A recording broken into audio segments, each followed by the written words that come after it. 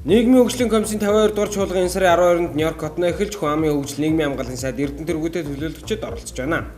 Ядуурлыг бууруулж ажлын байрыг нэмэгдүүлэх замаар иргэдэг чадварчуулах нь сэдвт ерөнхий хэлцүүлэгт хүн амын хөгжил нийгмийн хамгааллын сайд Эрдэнэ эхэлж ажлын байрыг нэмэгдүүлэх, ядуурлыг бууруулах болон иргэдэг чадварчуулах чиглэлээр Монгол Улсын засгийн газраас авч хэрэгжүүлж байгаа арга хэмжээг танилцууллаа.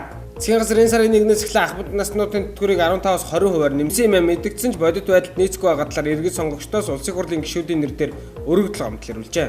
Тиймээс улсын хурлын гишүүн Содбаатар Ахмадуудын тавьж буй асуудлыг нягтлан шалгах ажлын хэсэг байгуулахыг нийгмийн бодлого боловсрол соёл шинжилх ухааны байнгын орны дарга Бацогтоос хүсч албан бичиг илгээжээ. Улсын хурлын аюулгүй байдал гадаад бодлогын байнгын орны дарга Оюнбаатар улсын хурлын гишүүн Ганбаатар 2013 оны намрын чуулганы хугацаанд хийсэн ажлын талаар өчигдөр сэтгүүлчдэд мэдээлэл өглөө. Намрын чуулганы хугацаанд тус байнгын ороо 17 удаа хуралдаж давхурдсан тоогоор 32 асуудал хэлэлцсэн байна. Энэ хугацаанд байнгын орооны эрхлэх асуудлын хүрээнд шинээр 1 хууль батлагдаж нийт 20 хуульд нэмэлт өөрчлөлт оруулжээ. Монгол Ардын намын бүлгийн зарим гишүүд тэтгэврийн нэмэгдэл бага байгааг шүмжсэн Ахмадын холбооны төлөөллийг хүлээн авч уулзлаа. Энэ үеэр Монгол Ардын намын бүлгээс цалин тэтгэврийн нэмэгдлийг судлах ажлын хэсэг байгуулагдсан бөгөөд энэ ажлын хэсгийг улсын хурлын гишүүн Номтой хоёр ахлаа ажиллах харуулжээ.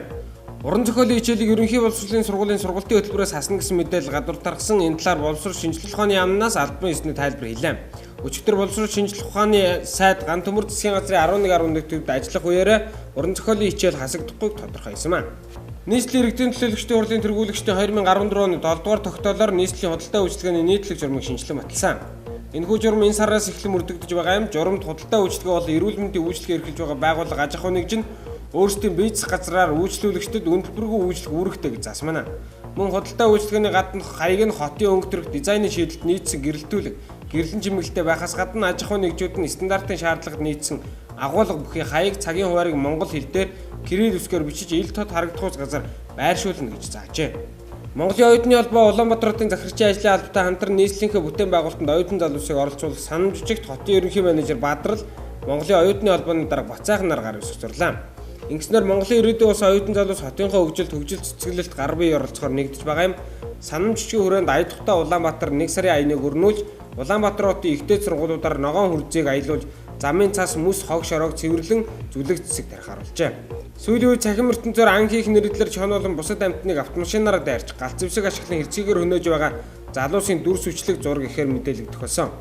Эдгээр дүрс бичлэг зураг мэдээллийн мөрөөр улсын мөрдөн байцаах газрын байгаль орчны ногоон хөгжлийн гэмт хэрэгтээ тэмцэх хилтэст мөрдөн байцаалт явуулж эрүүгийн эрг үүсгэн шалгадаг юм байна. Жишээлхэд өнгөрсөн сард автомашинаараа чоныг дахин дайрч хөнөөж байгаа бичлэгээ өөрсдийн Facebook хуудасаараа мэдээлсэн 4 залууд улсын мөрдөн байцаах газраас эрүүгийн эрг үүсгэн шалгаж хэргийг нийслэлийн прокурорын газар түргүүлжээ. Монголын үндэсний бүхий холбооны тэргүүлэгчид хуралдаж сар шинийн барилдааны үеэр зарим бүхийг гаргасан дэг журмын асуудлыг хэлцжээ.